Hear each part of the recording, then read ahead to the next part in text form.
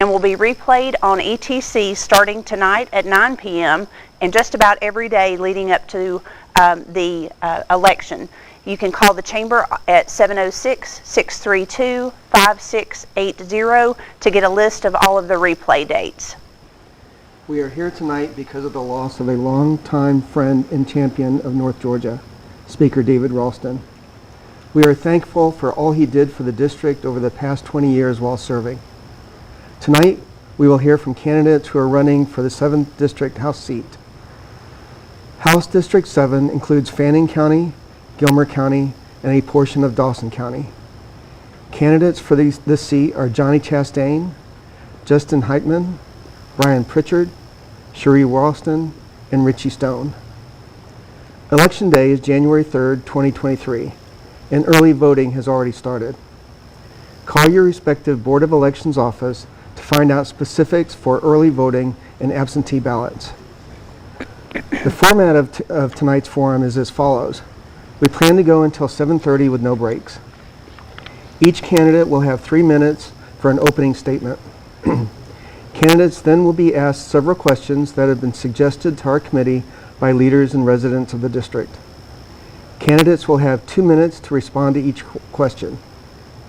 We have put questions in a bowl, and questions will be chosen randomly.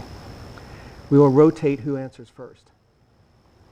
After the question portion is complete, candidates will each have 3 minutes for a closing statement.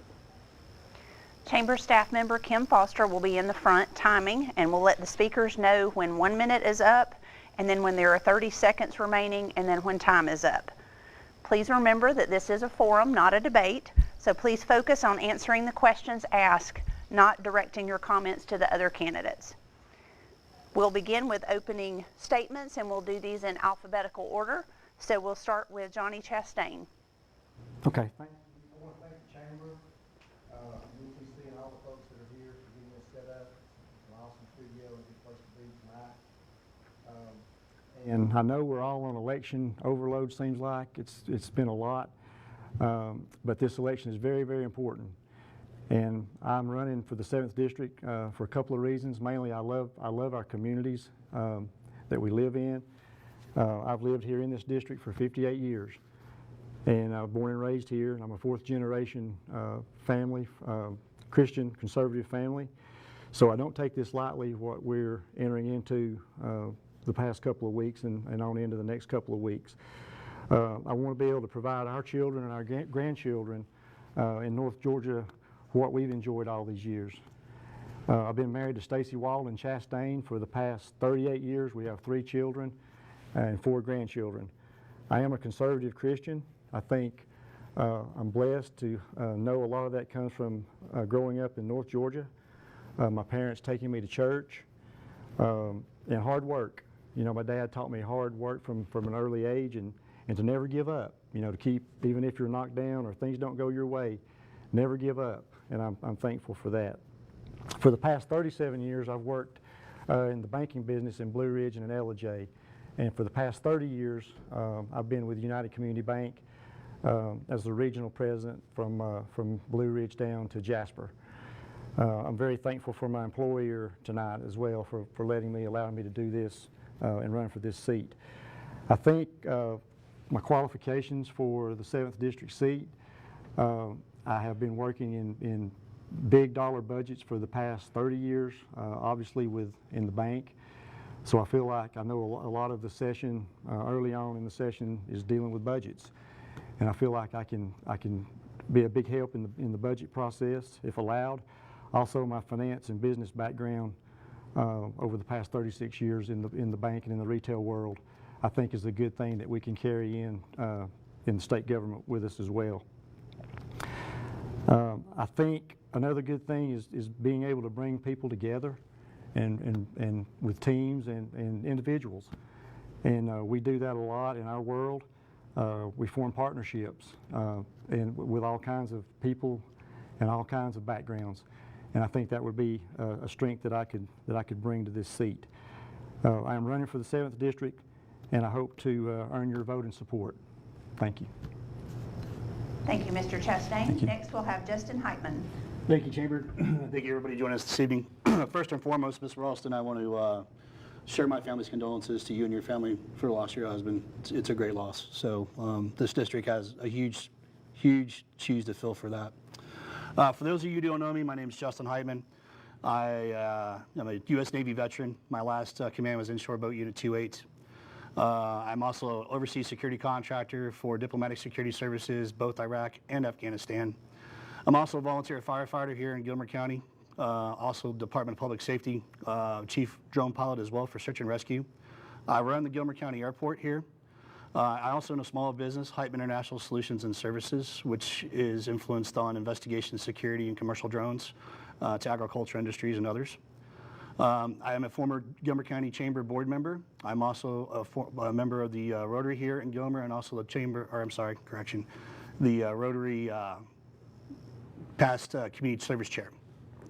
Reason why I'm running, I wanted the people to have a choice, and also just a call to service again for my community. It's important to me that, something my granddad used to say to me, and a lot of these guys have already heard this, is you got 2 ears, 2 eyes, and 1 mouth for a reason.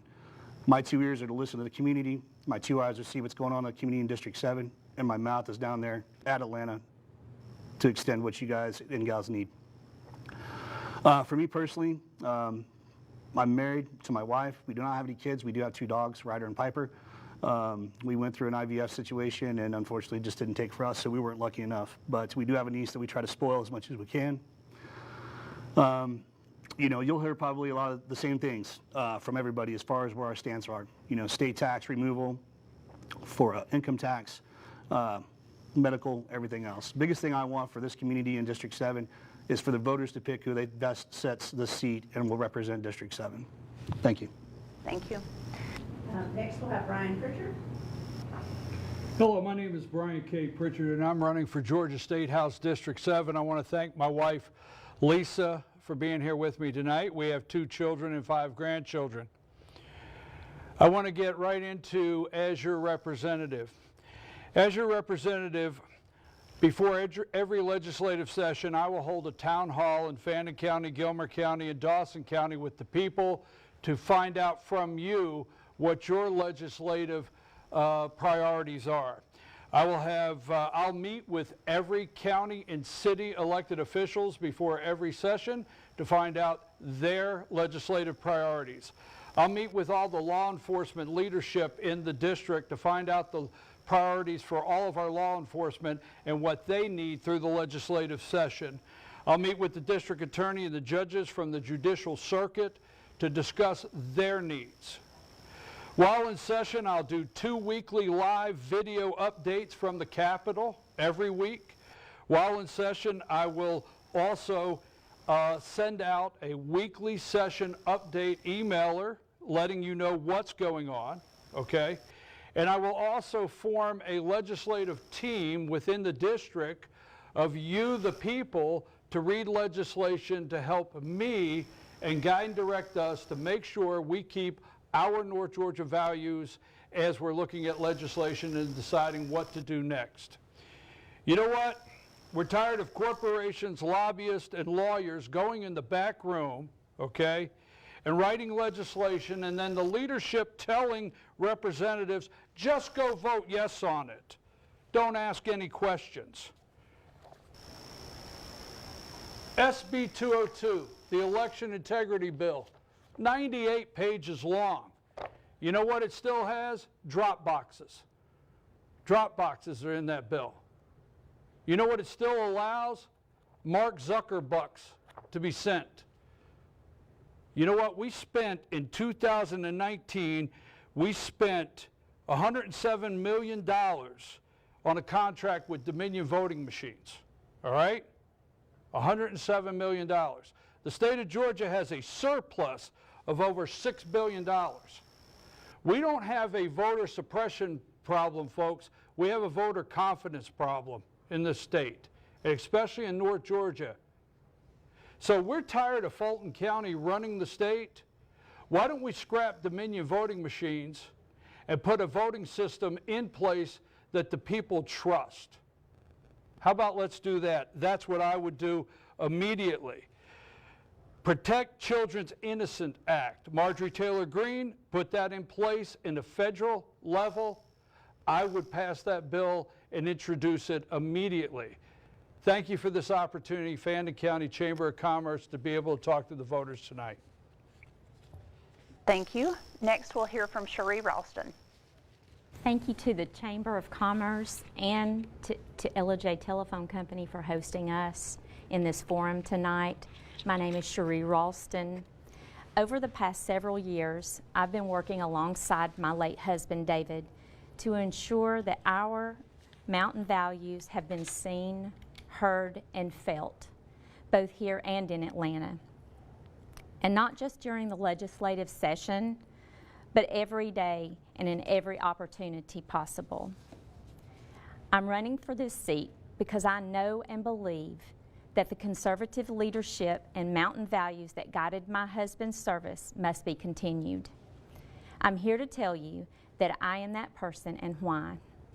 I was born and raised in the North Georgia mountains. My children, grandchildren, and family live, work, and go to school right here in House District 7.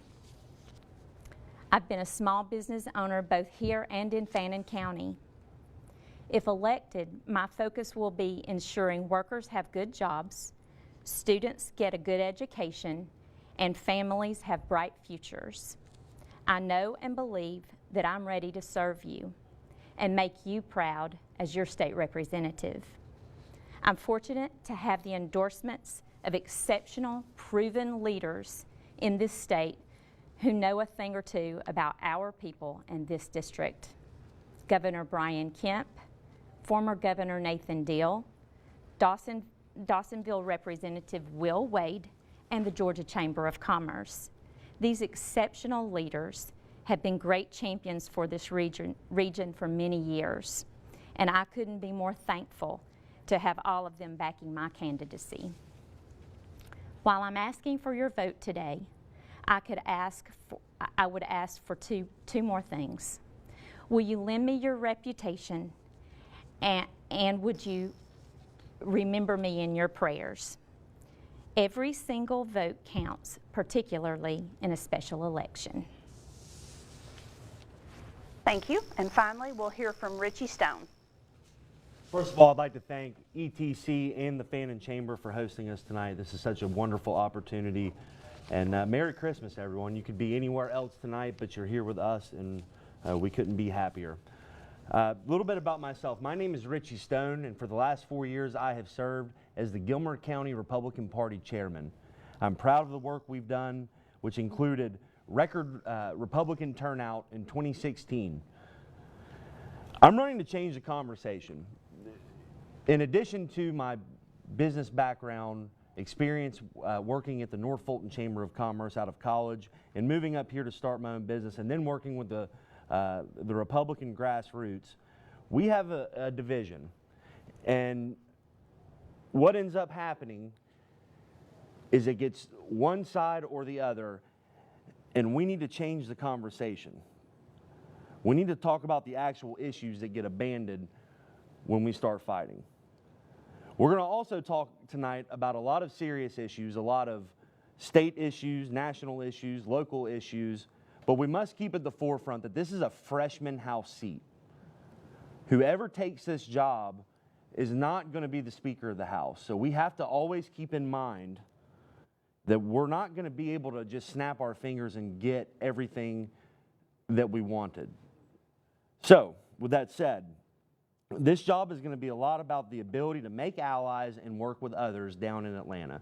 It's got to be someone who understands the process, how legislation actually works, from the committee process all the way to crossover day, all the way to sine die. It also means being at home and being present. Being an outside-the-box thinker that although many of our issues are solved at the local level, not the state level, this position can be used to get folks in the same sandbox, to get them together, maybe even when they're on opposite sides, and get things done for the good of the community. That's what we did with the Gilmer GOP. And that's what I plan to do in Atlanta when I'm representing you. My name is Richie Stone. Please visit my website, richiestonega.com. We have a video on the front page that delves a little deeper in what we want to do. Thank you. Thank you, candidates, for those statements. We'll now start the question portion of the forum. We have questions that have been submitted to us. We will ask them at random. Each candidate will have an opportunity to answer each question. Right, so you'll have the same question that you'll answer. We'll start in reverse order with Mr. Stone. You'll each have 2 minutes to respond to the question. So the first question for this forum is, what makes you qualified to help operate the Senate, what makes you qualified to help operate the state and support House District 7? Mr. Stone? What qualifies me? Well, I think it's my experience. You know, despite my age, I feel like I've done some things that would allow me to fit in rather well down there. I have lived all over the state. I went to undergraduate at Valdosta State University, where I worked on the football team for 5 years. I then went to film school at the University of North Georgia in Dahlonega. I have seen how different rural folks do things. And then when I started my business, I lived in LJ and bought a home here, and it was during the Great Recession. I moved here with my mom, and I've stayed. And I've stayed through the hard times and really gotten to know folks, whether it be local business owners all the way to folks here at the studio. As chairman of the Gilmer GOP, I've hosted several debates here. We brought in congressional candidates, local candidates, and really just helped expand the conversation. So as it applies to the Capitol, I'm a student of history. I think I understand the state of Georgia and how we got to where we are as a state more than most. I understand how the legislative process works. And to that point, I believe my pre-existing relationships plus my ability to work well with others will establish relationships over in the other chamber in the Senate, because nothing's going to get passed without support in the Senate. And knowing how to go to Atlanta, be under the Gold Dome, and play that process can give us a head start on this freshman seat. Thank you. Ms. Ralston? As Mr. Stone mentioned, we all will be freshman legislators. However, I have been in and around the Capitol in Atlanta and all over this state for the past 13 years. I have relationships with leadership at the Capitol, and that is not any one person can get legislation passed. It takes a group of people. I have the relationships with leadership that would help get that legislation passed. I would listen to my constituents and take that information to Atlanta. Thank you. Mr. Pritchard? I get up every morning at 4 a.m. I start reading legislation. I read the 98 pages. The mental health parity bill, the 74 pages, I read that. I start reading the legislation every morning. For the past 10 years, I attended the Speaker's pre-legislative press conference. Every year I go to the Capitol and do that. Every year I go to crossover day as the legislation is crossing over from the House to the Senate. For the past 10 years, I've been involved with my state senator and my state representative all the way through the legislative process. So I pay attention to it, and I understand how bills are written, how they turn into laws, and how they get marked up and passed and signed by the governor. I attended when Governor Nathan Deal came to the ETC Pavilion for the first open carry law for the Second Amendment. I was there. When Governor Kemp signed the constitutional carry bill over in Paulding, I was there.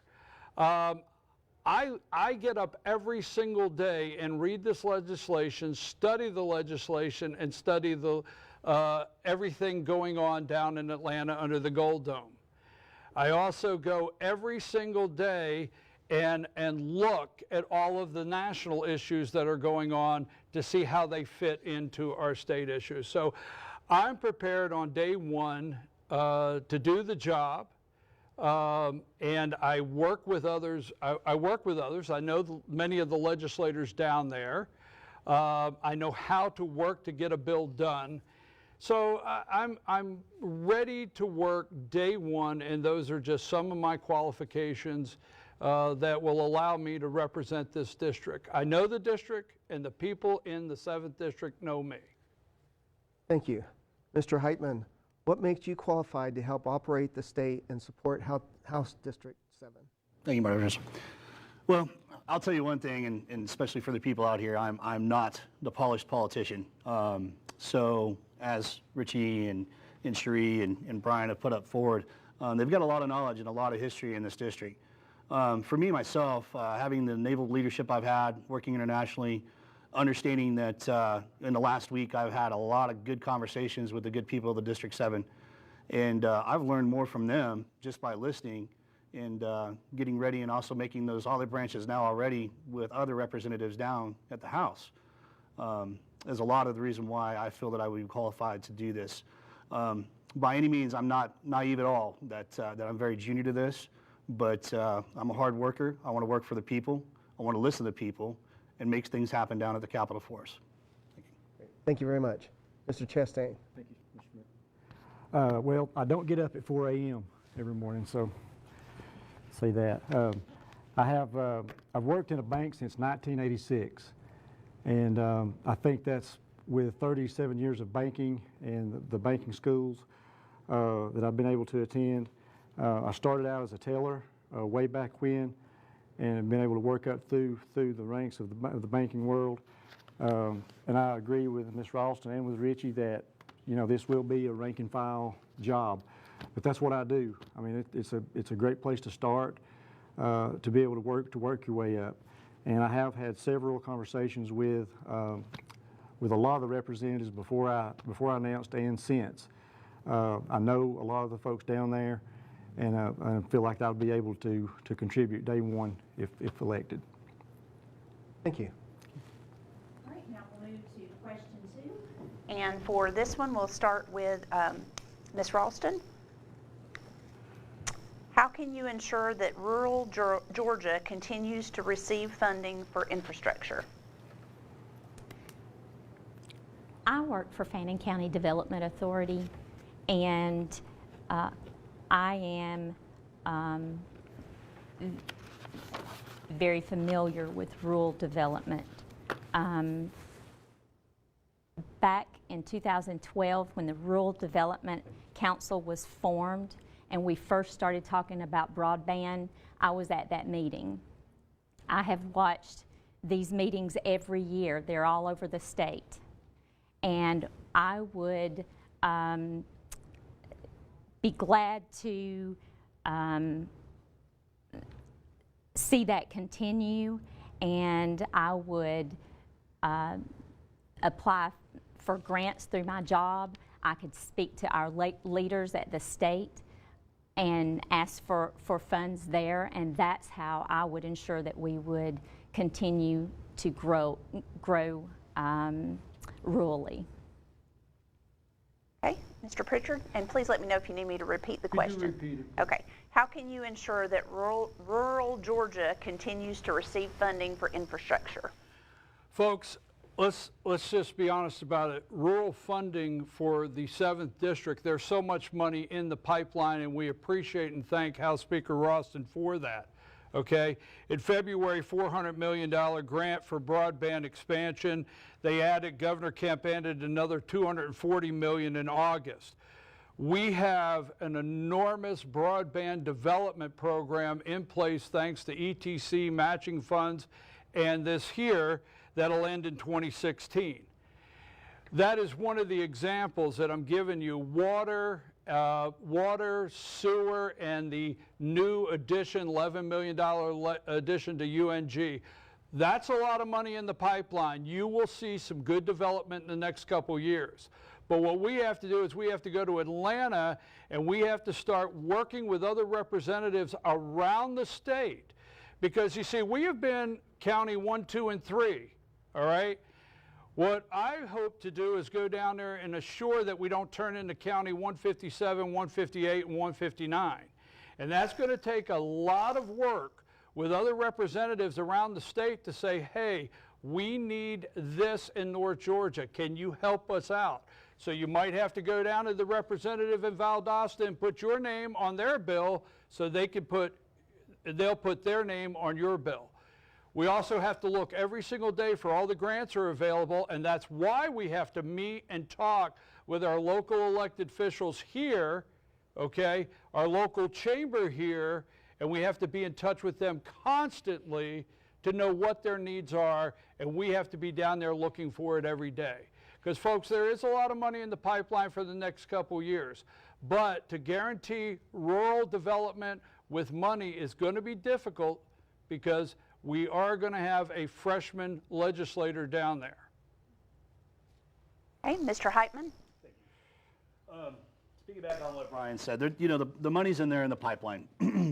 The other things that we have to look at too as a freshman seat and a candidate is speaking with the commissioners, negotiating with the Joint Development Authority, understanding the infrastructure and where each county in this district is at with that.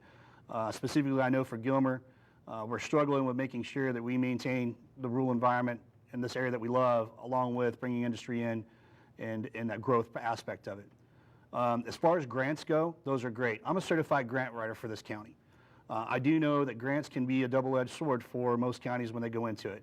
You have federal oversight, state oversight, you've got matches, you've got in-kind, you've got specific things that need to happen. So for us to sit here, or for me to sit here and say that's the best way to go, I don't necessarily know. Now, if I bring that information back and the commissioners and the people want that, then I would say 100%, let's do it. But as far as infrastructure go, it's really my job to make sure that I'm working for the people and with the leadership of the districts in order to make this happen. Thank you. Mr. Chastain? Thank you. I've had an opportunity over the past few weeks to meet with all the commissioners in our district just to get maybe their top 2 to 3 issues. Obviously, infrastructure is on that list. Water, sewer, roads, high-speed internet's already been mentioned. You know, it's our communities and our population, I said this the other day, but in a lot of in Blue Ridge and LJ, a lot of times on Thursdays, afternoons to Friday, our population can almost double, which is kind of weird, but that's what happens. If you think about it, we're living an hour and a half away from 7 million people just down the road. So it's a big concern with our county commissioners. And two, as Mr. Pritchard had stated about the grants, there are grants out there. There's bond financing available.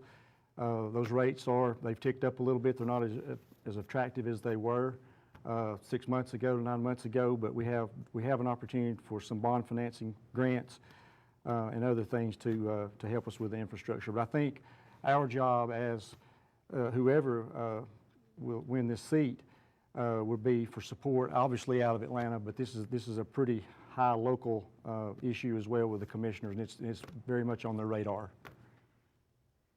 Thank you. Thank you. And Mr. Stone? As mentioned before, we do have a lot coming down the pike. Thanks to Speaker Ralston and what he was able to do in that leadership role in the House. But as we move forward, a lot of it's going to be listening to our local leaders, listening to our grassroots leaders, because we have 2 differing opinions on how much of taxpayer money should be going to growth, how much should be going to this or that. And we have to balance that because no one's going to be happy here if we're divided. That means working with others. That means being down in the House and working across the chamber to the other chamber, to the Senate, making necessary relationships to where we can get our priorities taken care of, getting creative, thinking outside the box on these things. It also means getting people together locally, talking about things like CIDs, Community Improvement Districts, which is something that the state of Georgia has the ability to let counties and or cities, property owners band together and impose their own taxes on themselves if they want local improvements, whether it be infrastructure, landscaping, that sort of thing, and the rest of the citizens are left off from it. So things like that give business and property owners an option. Everything should be on the table because, as we keep reiterating, we are going to be seat 189, so we have to be creative. That maybe even includes looking at how we spend our tourism revenue, But I'll tell you this, at the end of the day, Gilmer County doesn't even have a real hospital, and our seniors have to live in fear of a 45-minute ambulance ride. So we should make it a priority and look into anything possible to make sure that that rural infrastructure, roads, bridges, hospitals, our education is taken care of. Thank you. Mr. Pritchard, you'll get us started with the next question, which is, how can you ensure that taxes remain low in a time of uncertainty in our economy? One more time. How can you ensure that taxes remain low in a time of uncertainty in our economy? Well, taxes remaining low, right now we have a $6 billion surplus, and next year there's a lot of concern that we could be going into a recession. In 2010, we had to do a lot of things like defer people, state workers, things like that. So we've learned from that, and there's a good rainy day fund. And I do think our leadership with Governor Kent and Lieutenant Governor Burt Jones at the top, they're well aware of what might be coming down the pike. So I don't see a problem with taxes going up. I will commit that I will never support, the word never, support a tax increase. Now, revenue can continue to come in. We have a lot of jobs, new jobs in the pipeline. Revenue can keep coming in. That'll keep taxes down. But, you know, the one thing I want to go back to something a minute ago as far as infrastructure and bringing the economy, rural development here continuing. That's why I said earlier when I opened up about having town hall meetings and meeting with local officials and elected officials. Again, 6 point, we can definitely eliminate the state income tax. We could do that. We could look at eliminating the state income tax and keeping it low. But as far as taxes right now, you know, we've got some things to look at. Governor Kemp thankfully took 30 cents a gallon off of our gas tax, which is equal to $170 million a month that we've not been bringing in to the Department of Revenue. Is going to be a $1.6 billion shortfall. So we got to look at that and many other things for next year, why we might be in a recession. Thank you. Mr. Heitman? So with the potential with this recession coming up, if that particularly happens, you know, we as District 7 look at Governor Kemp and the leaders up there, you know, down at Atlanta to make sure that we are also being advised of what potential taxes are coming in to increase to us. That being said, some things that I would also look at is not only supporting the state income tax removal, but potentially doing a low income tax as well, reduction. That's helping our rural communities get some relief and maybe offset some of the high housing costs that we have up here in this district as we grow. Best thing I can say is I'm not going to sit up here and promise you anything. What I can do is make sure that if I do see tax increases coming, speak to the leaders of the district and the people, and vote how we want to vote for this district against taxes. Thank you. Thank you. Mr. Chastain? Mr. Miracle. Most economists say that we're already in a recession.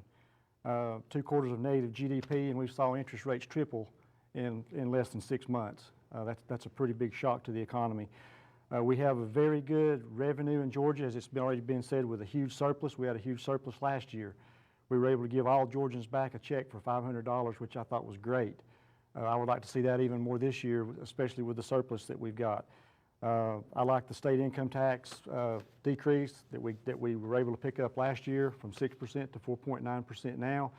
I know there's a lot of talk already about taking that state income tax on down to even hopefully maybe abolishing the state income tax at some point, like some of our neighboring states have already done. So, and the other thing I want to mention is we're talking about budgets, we're talking about the taxes and ensuring where we are at our tax level now. The income side of our balance sheet in the state of Georgia is awesome, and we have great revenue, we have a huge surplus, but times are good. And a lot of us have seen and went through times that are not so good. So I think it's very important that we have someone that can deal with things even in bad times and deal with problems.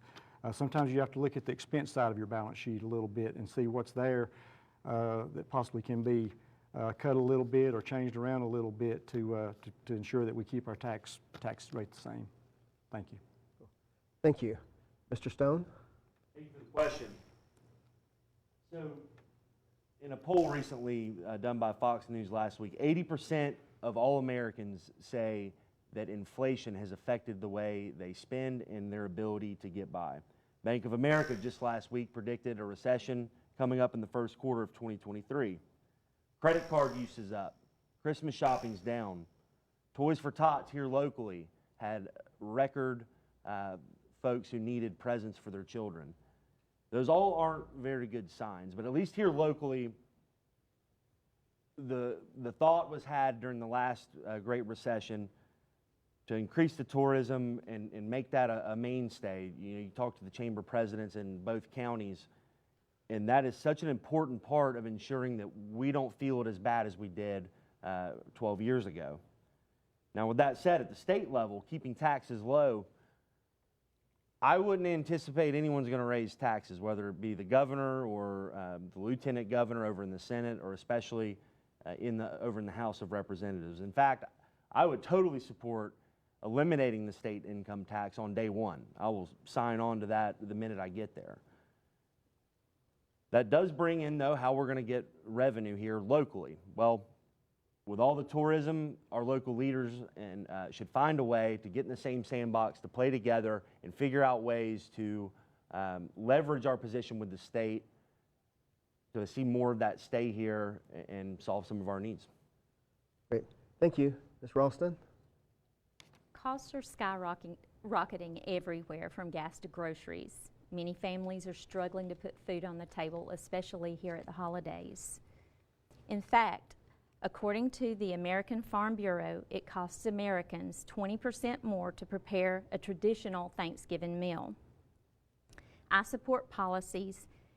will support policies that fight inflation and put money back in our pockets, your pockets. I support Governor Kemp's recommendation for another round of tax refunds to return your money back to you, and aiding in the fight against higher costs brought to us by policies out of Washington. While higher costs in the global economy are somewhat out of control at the state level, I will work alongside my colleagues in the House to move on those proposals as swiftly as possible. I also support additional measures that have been put forward by the governor and legislature that would provide relief. We've seen rising property values in some areas of the district, which can be a good thing. But with rising property values comes rising property taxes. I will support proposals like these that are aimed at easing the rising costs that we are seeing. Thank you. All right, next we'll move to question 4. And on this one, Mr. Heitman, you'll start us off. And the question is, what would you do to address housing affordability and availability? Housing affordability and availability? Yes. Thank you. So as we were just talking about taxes, supporting a bill to allow for low-income tax relief would be one. 2, I had a great Facebook conversation with a lady named Ginger out of Blue Ridge the other day. We went back and forth on a few things, and one of them being the leadership, both in all the districts as far as commissioners, actually getting together and basically doing a caucus forum, trying to figure out, because this is something across the district that we're looking at, not just Gilmer, not just Fannin, but also Dawson. Maybe trying to find owned property that can be donated back to the county to take a look at potential housing development, or something that we used to do overseas. We used to do single-family homes for the UN and things like that. Reaching out to them, seeing how that cost could be offset, whether it be a state incentive program, or we find local fundraising to do that, along those lines. Outside of that, it's for me as a representative, it's me working with the districts to make sure that we're addressing that. That to me, I don't want to have a bunch of overreach from the state and federal side trying to address this problem, but I can do everything I can do to assist, pass the legislation, and assist that low-income housing problem. Thank you. All right, thank you. Mr. Chastain? Thank you. Number one issue on all our county commissioners' list, every one of them, is affordable housing. And it's a thing that's near and dear to my heart as well. You worry about our kids, our grandkids, being able to still afford to live and enjoy the things that we've been able to enjoy our whole lives. The average rent, I mean, for the workforce in Fannin and Gilmer and Dawson is extremely high.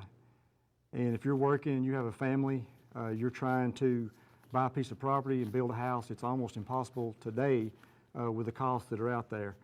There are ways. Affordable housing is not an easy fix, and I'm not about to make any promises how to fix it immediately, but I do have some ways that we can fix the affordable housing in our communities. Especially, the problem with it is anyone that tries to develop or build affordable housing is the cost. And you have, the land is so expensive, the infrastructure, the sewer, all of the stuff that you have to put together affordable housing is very expensive. So by the time the developer or even the private individual builds affordable housing, their costs are so much, when it equates down to the person that's actually buying that house or going to rent that house, it's too high. It's still a $1,500 or north of that payment each month. But there are ways that we can use private funds. We can use we have government agencies, the DCA that we've used before, Department of Community Affairs, that can come in with some grants. Georgia Housing Authority also has that. There's some low interest loans available to supplement a private person or an individual or a developer that's willing to do that to get their costs down to where someone can build a house for a reasonable payment at the end of the day. Thank you. Thank you. Mr. Stone? Thank you for the question. Well, first of all, as far as housing is concerned, the free market will ultimately dictate this. You know, we could end up if a recession ends up coming, we could have people selling their second homes, and then we'll have an overabundance of housing, just like we did a decade ago. And then rental homes are everywhere, and you know, it's almost like a reverse situation. And I've been around economic development for a decade, and I still don't know what affordable housing even means. I hear that term a lot. Well, affordable to who? Is it a set number? Is it based on inflation? Is it what, you know, half of what the same home would be 5 years ago? I mean, I've never really gotten a great explanation. I think that when it comes to workforce housing, something that has really caused the problem, and it's a bit of a double-edged sword, is with tourism comes visitors who need somewhere to stay. And we have gotten in a situation where folks own second homes, and instead of renting once for 52 weeks, they're going to rent 52 times for 1 week, and that increases their revenue. Now, I am 100% pro-business, without question, and I'm not going to tell anyone that they can't make money, whether they're a builder or whether they're renting their second home out, or whether they're a small business owner who caters to tourists. But it is a hot issue. We dealt with it a lot here in Gilmer County. Our last county commission race over the summer, we had a runoff. And when we hosted our debate here, that was the central issue. Now, most of these get solved at the local level. There's a really good reason why I'm not running for the county commission, because I do not want any part of that argument as far as the local thing goes. However, what can a state lawmaker do here? Well, as the aforementioned comments about looking into certain grants and getting people together and getting the right people together from both sides and being a party to that conversation and hopefully ultimately a decision. Thank you. Ms. Ralston? I have heard about workforce housing all over this state, and I don't pretend to be an expert in this at all. So what I would do is I would listen to my constituents first, then I would work with local leadership, and I would take that information back to Atlanta and be your voice. Thank you. And Mr. Pritchard? Folks, when we talk about workforce housing, affordable housing, and we start into the conversation, some people start thinking about Section 8 housing, zero clearance housing, where subdivisions have zero clearance. Right now, there's the Georgia Initiative for Community Housing, offers communities a 3-year program and a collaboration and technical assistance related to housing and community development. Okay, that's available, already underway here in Gilmer County. There's low-income housing tax credit program, gives tax credits to owners of qualified rental properties for low-income tenants. The housing credit reduces the taxpayer's income tax liability for a long-term investment. Now, recently in the state of Georgia, HR 1149 is a study group. And in the House of Representatives, a study group there for regulation, affordability, and access to housing. They just issued a 13-page report. So you can go on the House of Representatives website and look at HR 1149 and read the 13-page report that was just released in November. They are discussing that down at the state capitol and trying to get some other things in place that we would probably be voting on and looking at legislation this coming year to help areas much like ours here in North Georgia. Now, the reality at the end of the day is we have to have people to work here at 40%. In 2013, I went to Fannin County leadership class.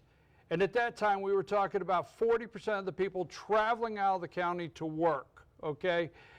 Folks, we have to have housing that is adequate where people can live, and that is something that is going to be done on a local level, and there's only so much representatives can do down in Atlanta.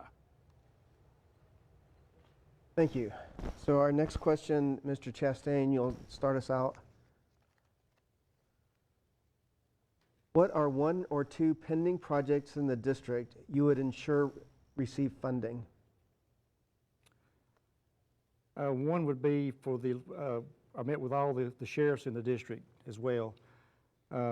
Funding for that, I know being able to hire and retain quality deputies and law enforcement personnel is one of their top issues. So we would definitely want to make sure that we are able to be able to help the local sheriffs with their funding. Also, I know there's been a lot of talk about the mental health issue, and also talking with the local sheriffs, that was the number 2 thing on their agenda, is resources for mental health patients, because a lot of this, as much as we talk about mental health and all the work that's been done on mental health, it seems like the local law enforcement and the local sheriffs are the ones that usually end up dealing with a lot of these issues. So we want to make sure, that would be 2 things that I would want to make sure that we were able to keep funding. Thank you. Thank you. Mr. Heitman? Can you repeat that one more time for me, please? What are 1 or 2 pending projects in the district you would ensure receiving funding? Okay, thank you. To piggyback on Mr. Chastain, yes, the local sheriffs, Department of Public Safety, Fire Rescue, all these entities are hurting as far as personnel, capabilities. I know for a fact, me being a volunteer firefighter, I see on a daily basis that we get diverted, our ambulances. I see as a Gilmer County Airport manager, number of life flights going in and out of here because of the fact that we don't have a hospital fully manned and staffed in order to address this. So also addressing the certificate of needs, which is something that needs to be looked at not only at a state level but also a local level to allow hospitals to compete into these areas and actually potentially hopefully get rid of the certificate of need, honestly, so that we can get these items in here, especially with this District 7 being more of a retirement community, pass-through, that kind of thing. My mother lives in Oklahoma, and she won't move here because she's afraid she can't get the health care. As far as the mental illness goes, I've had friends who've committed suicide because they can't get the veterans assistance to local hospitals in order to help themselves. So, all these things are very important. We all have to work for this because it's important to our community and our district. So, thank you. Thank you. Mr. Pritchard? Could you repeat the question? Yes, sir.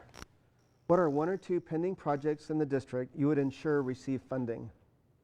Well, the question is 1 or 2 pending projects, and we have funding already in the pipeline for rural broadband. I'm excited that we have a new addition going on at UNG in Blue Ridge, $11 million there. So like I said earlier, there's a lot of projects that already have funding there. I cannot guarantee, when you say guarantee funding, it's already in place. As far as law enforcement, there's a study group, and again, you know, I said earlier, I read this every day. A study group of the House of Representatives in Atlanta has already completed research on retaining law enforcement and increasing their pay. So there will be legislation probably coming this legislative session for increasing the pay for law enforcement. My thing right now, as far as pending projects, I want to do what we can to get law enforcement all the help they can to keep the cartels from operating in North Georgia. That's what I want to do. If you want to talk about a pending project, I want to stop cartels from operating in North Georgia. I want to get law enforcement the resources they need in North Georgia to stop that. I want to get Atlanta crime and keep it in Atlanta and not drugs and crime out of our North Georgia mountains. Okay, that's my project. That's probably one of the biggest projects because it protects our children. And when we talk about people that move up here for second homes or retire, we want to be safe, and our people want to be safe. And I'll tell you this, if you don't think cartels are here, ask your district attorney. If you don't think they're operating right here in the drug problem we have, ask your sheriff. So when you talk about funding a project, somebody said to me the other day, you're not running for sheriff. I tell you what, I will go down there and I will go in and ask Governor Kemp, help us keep cartels from operating in the state of Georgia. Thank you. Ms. Ralston? Considering the mental health crisis that we have in this state, the first project that I would work on would be a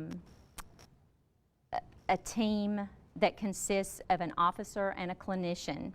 Our law enforcement are usually the first responders when someone is in a mental health crisis. They're not prepared for that. So, to me, a team that consists of an officer and a clinician is needed extremely badly. So that would be one thing I would work on, and I would work on better infrastructure for our district. Thank you. Mr. Stone? Thank you for the question. So, going back to my opening, you know, I know it's Christmas time, but none of us up here are Santa Claus. I know we're talking a lot about things we're going to fund, things that we want to pay for. We got to keep in mind we're going to be a freshman representative, so that means thinking outside the box. But to the question specifically, we have to have a hospital in Gilmer County. There is no excuse for us not to have one. We have enough tourism dollars here. We have enough public-private options to get it done. So that's first and foremost. I don't even know if that's a pending project. You never hear much about it. People just kind of accept no for an answer there. Now, roads and bridges, of course, our infrastructure has to continue to grow or be reinforced. I think that the projects that are already coming down the pike, whether it be better roundabouts or better ways to make traffic run smoother, is what we need to do and what we need to continue as far as pending projects are concerned. Now, speaking of being outside the box, I will take this opportunity to say this, that a project that I would like to do as an elected official when it comes to fundraising, when it comes to taking donations for my campaign, it's a state house seat. We don't need to have, millions and millions of dollars on hand, but if we, are able to raise money, that should go back to our Republican Party. We're all running as Republicans. Our Republican parties in Fannin and in Gilmer, and maybe a little bit in Dawson, but especially Gilmer and Fannin, need to get money donated from us, whether it's the first 10,000 and split it down the middle, but they shouldn't have to scratch and claw to have their own headquarters. They should have help from elected folks. That would go a long way for a little freshman representative to be able to help the parties win state races.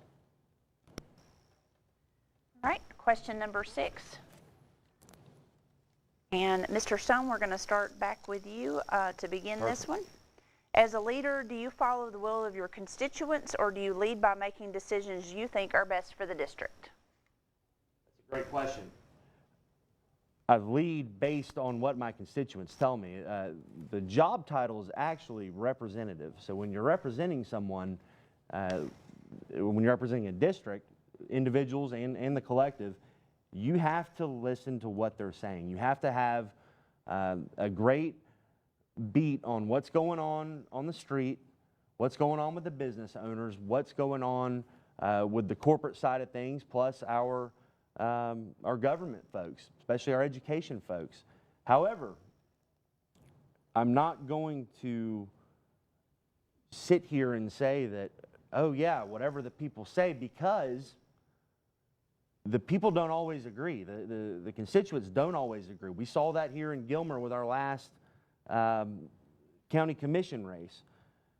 So you will always measure it. You don't want it to be like Twitter with Elon Musk posting a poll every day about should we do this or should we do that? I mean, that gets into the weeds. So yes, I will always listen to what they're saying, but the time comes where you have to be measured, and you have to, leadership is a reflection of the ability to take decisive action. And that's what people tend to like in leaders, and I will be able to do that, that's for sure. Thank you. Ms. Ralston? Listen to my constituents because you're my boss. Thank you. Richard? Folks, when you represent everyone. 20%, we all identify, I'm a lifelong Republican, we all identify as Republicans on the ballot, but 20% of the district identifies as Democrats.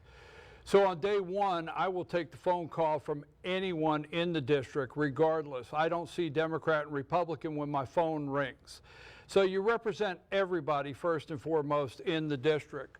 When you say what's best for the district, and you know, that's why when I opened up tonight, I laid out a very clear plan on meeting with you. Decide who you want to be your chair commissioner in Fannin, Gilmer, and Dawson. You decide who you want to be your clerk of court.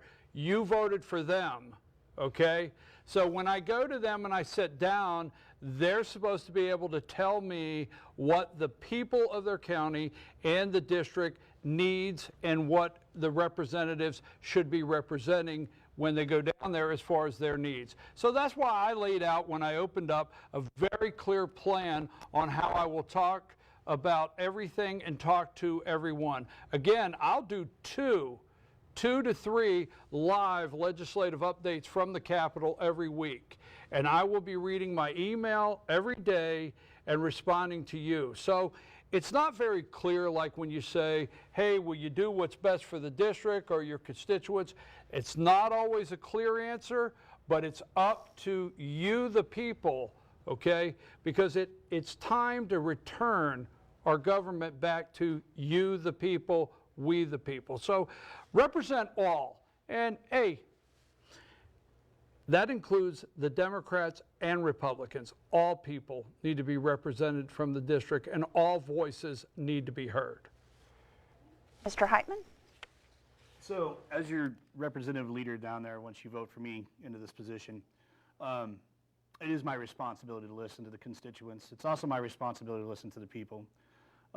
Unfortunately, let's call it as it is. We all know that we have to be either elected to committees down there in order to make a difference. So we have to work on both sides, regardless. As Mr. Brian Pritchard pointed out, 20% of the voting population here in Gilmer County is Democrat. We all are sitting up here as Republicans. Every voice must be heard. That's the reason why I said, as my granddad told me back in the day, 2 ears and 2 eyes and 1 mouth for a reason. Thank you. And Mr. Chastain? Thank you. I agree with everything that's been said at the table.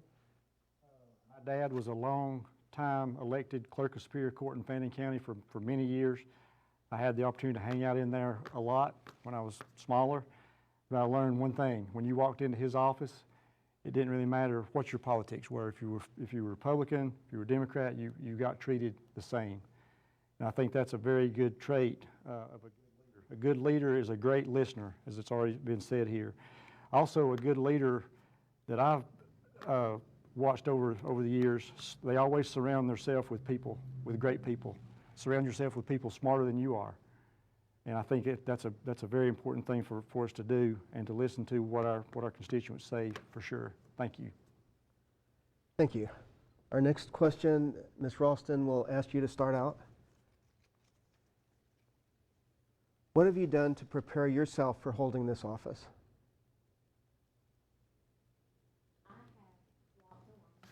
Husband for the last 13 years. I have listened, I have paid attention, and I have learned through the years.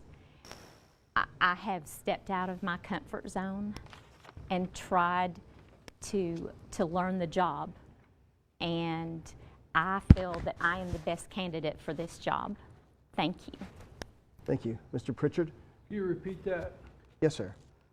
What have you done to prepare yourself for holding this office?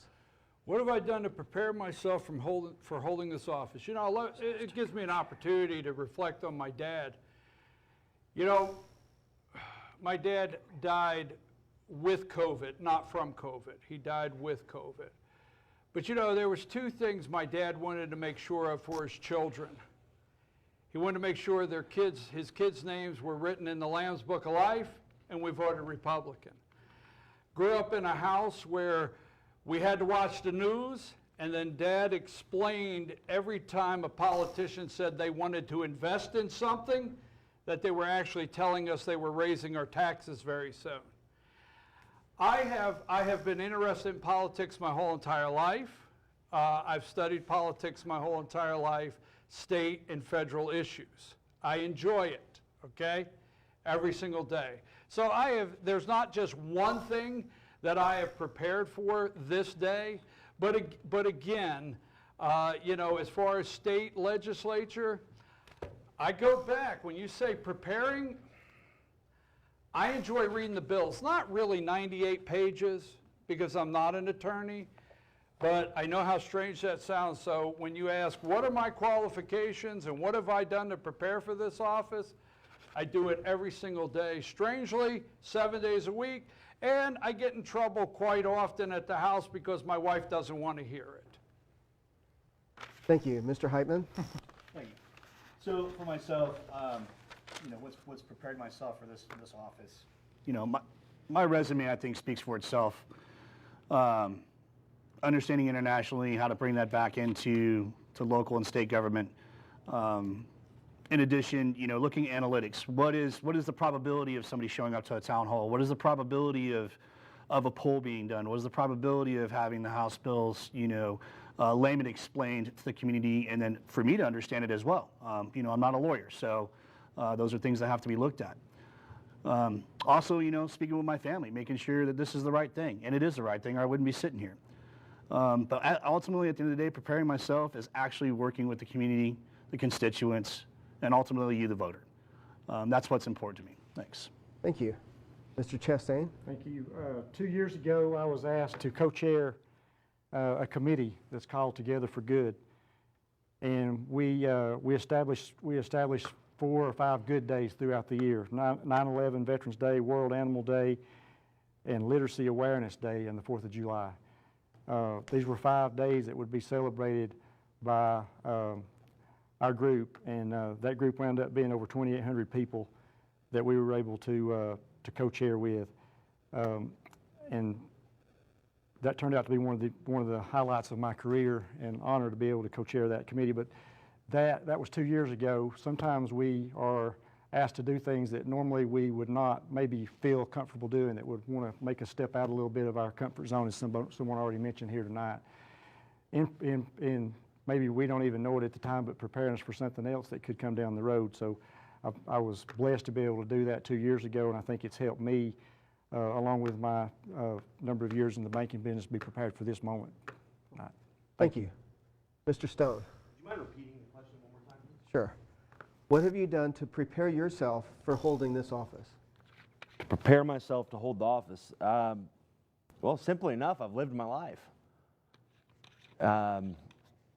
You know, I never thought I would be in this situation, quite frankly. But, you know, the musician Joe Walsh, the guitar player for the Eagles, had this great quote where he talks about, you know, life is a series of crazy, chaotic events, and then when you go and look back on it, it all reads like a fine novel.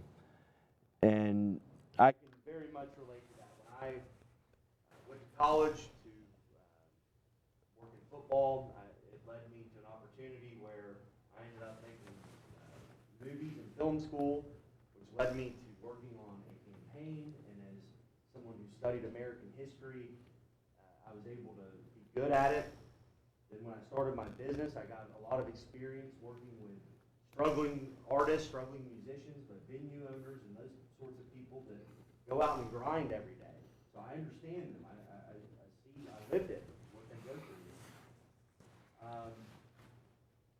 And then to be hired to work for Governor Kemp's campaign in 2018 and do grassroots campaigning and help get him elected, a small part of a very successful team. And then the last 4 years working with the Gilmer GOP, chairing that organization and growing in bounds that we never knew we could, and unifying the party. So, in short, living my life. Thank you. All right. Next question, Mr. Pritchard will ask you to begin this one. And what will be your primary legislative focus during the 2-year term? Please be specific.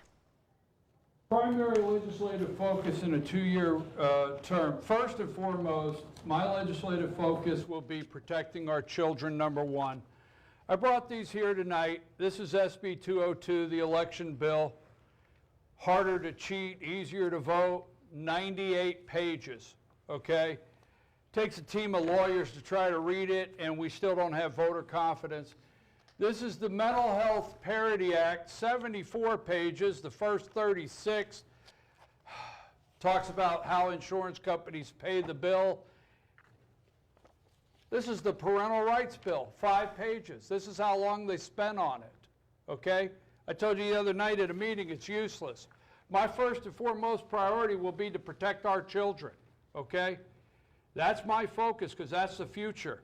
Now, Representative Marjorie Taylor Greene introduced a bill that would make it a felony to provide gender-affirming medical care, including puberty blockers and hormone, to transgenders under 18 years old. It's called the Protect Children's Innocence Act. I would sponsor a bill immediately, that same bill, okay? Because that right there, in HB 1013, we hear a lot about the Mental Health Parity Bill.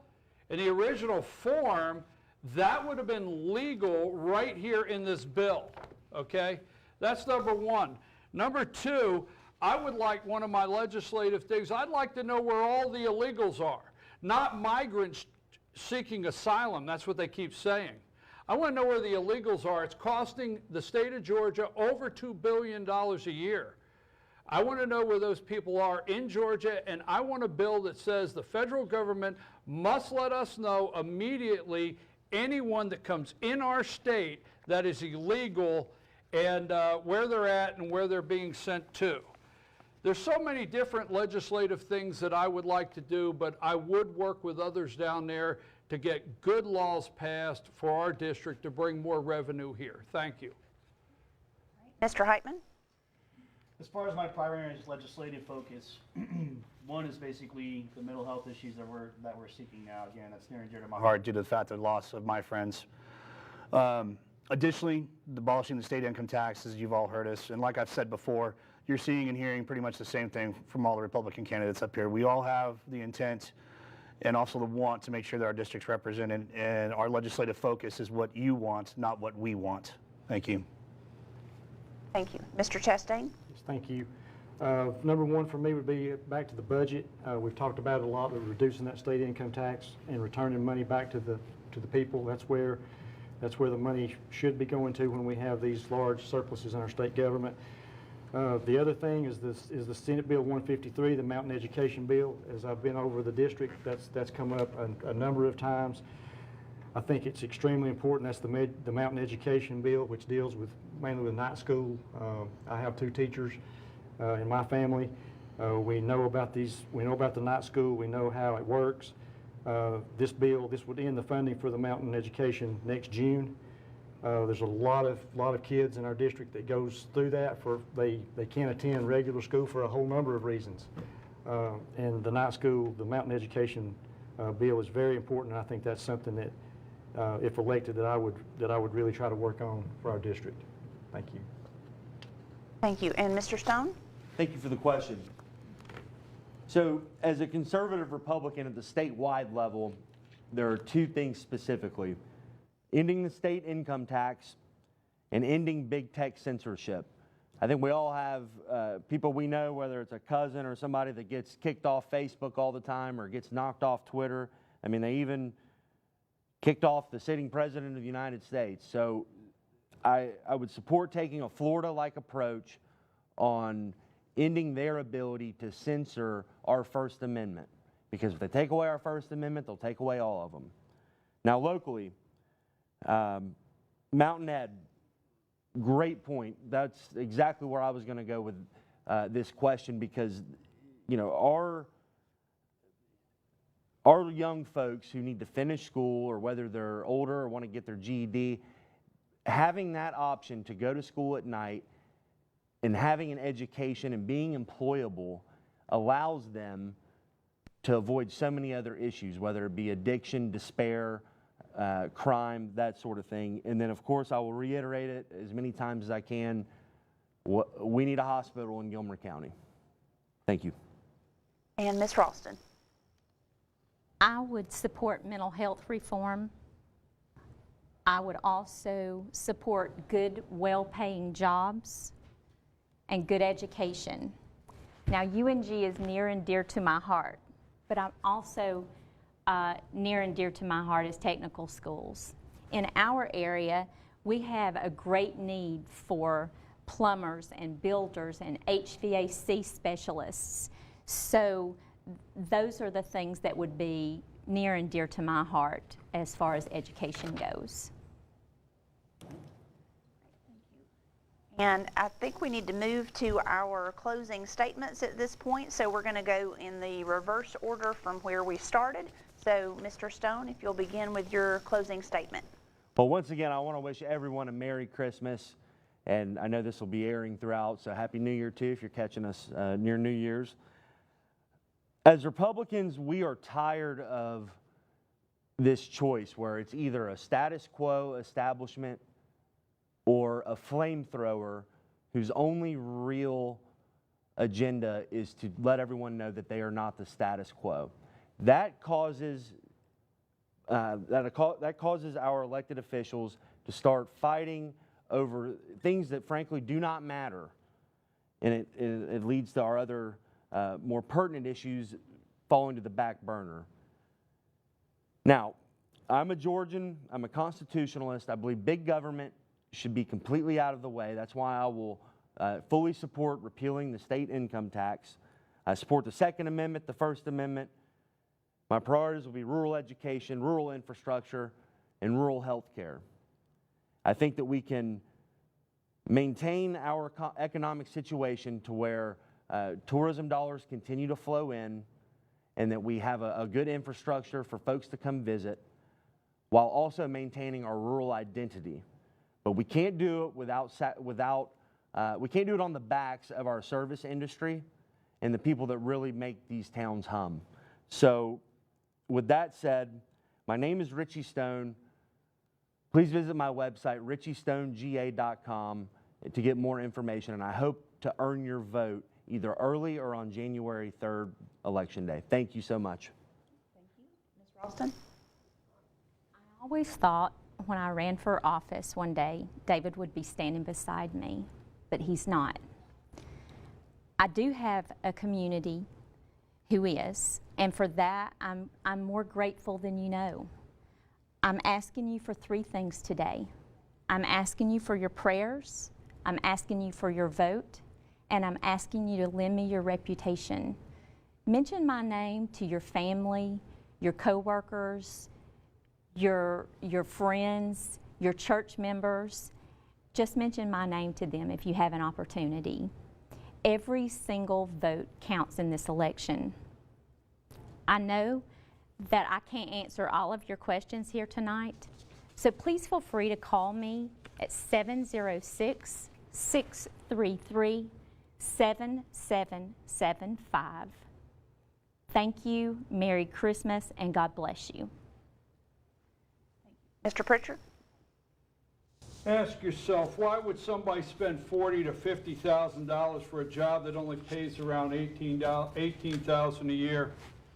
You can't just send out mailers say, defend right to life. Are you aware the heartbeat bill, HB 481, is at risk? The heartbeat bill only passed by one vote, folks, and a Fulton County Superior Court activist judge, okay, he put a halt to the heartbeat bill. Thankfully, the Supreme Court has it right now, put a stay on there until an appeals court could hear it. There's a possibility that we have to pass that law again, and it only passed by one vote. I am pro-life. If that happens again, you can count on me passing the heartbeat bill again, and we hope that doesn't happen. You can't just say you protect the Second Amendment, okay? You can't do that in a mailer without saying, hey, the mental health bill, there was a possibility that opened the door for red flag laws that would take your guns without due process, okay? You can't just say, hey, support parents' rights to educate their children. I showed you this, the Parents' Rights Bill, okay? We're not really protecting our children right now in Georgia, and that has to be a focus, and I will do that. You know, make health care accessible. I keep hearing about a hospital. I was over here when we cut the ribbon. In 2016, Georgia, Gilmer County Hospital closed. In 2017, Piedmont Mountainside absorbed this emergency room standalone center, and they own the certificate need down at Piedmont and Jasper. Odds of us getting a hospital would be nice, but, you know, it's probably never going to happen. And support our law enforcement. How do you plan to support your law enforcement? So these are things that you just can't say and put out there. And why would you spend this much money to get an $18,000 a year job? Folks, I'm a true free market capitalist, okay? Low taxes, get government out of the way, and you have the property rights. But you know, we have to have 4 areas. Healthcare, we have to focus on our healthcare, our doctors, our nurses, and everyone in the healthcare industry. Our first responders, okay? Those are very important. Our law enforcement, and not to mention tonight, I don't think at any time we mentioned our teachers, okay? So I just say to you, hey, God bless America.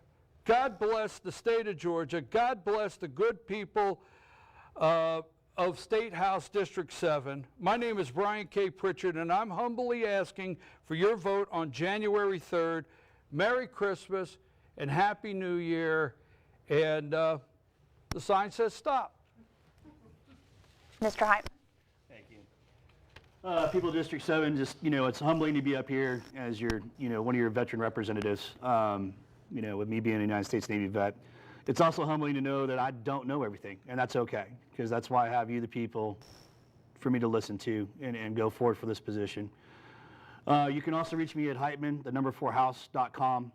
My platform's there. I think I've taken enough of your time this evening away from your family for this. We'll definitely see you again tomorrow. Happy New Year. Merry Christmas to you all, and thank you for having me. And Mr. Chastain? Merry Christmas to everyone. I really appreciate being here tonight. I would love to use my business background. I think it's important to have a strong business background to represent this district. I will be accessible, responsive, and transparent to the district. I'd love to be able to work with the local issues that we've talked about tonight, the affordable housing, the infrastructure, the mountain education bills, my top 3.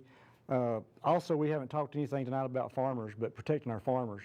We have a hay farm that we grow and cut hay on in Fannin County. We also have a small farm up in Kentucky that we row crop on soybean and corn. So we're very familiar with farmers and the things that they have to go through just to produce a crop or be able to grow hay like we do. I'm honored to be here tonight and be running for this seat. I humbly ask for your support. And one thing I want to leave you with, it's the people have the power. It's not the seat holder. It's not Atlanta. It's the 7th district that's going to send one of us to Atlanta to represent this district. So I appreciate your support and humbly ask for your vote January 3rd. Thank you. Thank you, candidates, for your participation in this forum, for your thoughtful responses, and for your willingness to serve the people of the 7th District. The forum will be replayed on ETC starting tonight at 9 p.m. and will continue to be replayed periodically until the election. Please call the Fannin Chamber at 706-632-5680 for a list of days and times. For those interested, tomorrow night, December 20th, there will be a candidate night at 6 p.m. at the Fannin County Courthouse. And I'd like to thank Stephen for co-moderating with me. Thank you to the chamber staff for putting all this together, for ETC for airing this tonight and going forward. And thank you to everybody for watching, and please go out and vote.